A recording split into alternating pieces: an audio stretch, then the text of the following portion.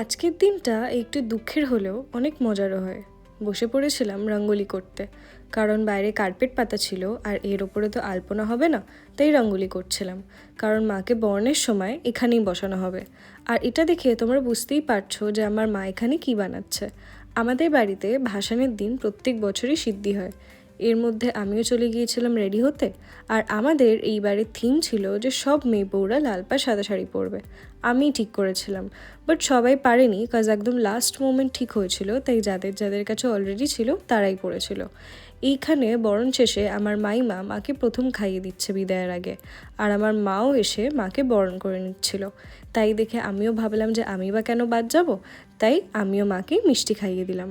তারপরে সবাই মিলে খাচ্ছিল সিদ্ধি ভাসান বেরোনোর আগে, তাই আমিও একটু টেস্ট করলাম। এই দিনকে কেউ বাদ যায় না, ছোট থেকে বড় সবাই খুব মজা করে খায়। আর সিদ্ধিটা একদম নর্মালভাবে বানানোও হয়, যাতে সবাই পরে খেতে পারে আর কারোর কোনো প্রবলেম না হয়। দিয়ে মাকে আস্তে আস্তে ভ্যানে তোলা হলো, আর এই যে সবাই মিলে বাড়ি থেকেই নাচতে শুরু করে দিয়েছি আমরা। এইবারে আমাদের ভাসানে প্রসেশন করা হয়েছিল, আর অনেক বাজনাও এসেছিল। পুরো রাস্তা অনেক নাচানাচি আর আনন্দ করতে করতে যাচ্ছিলাম।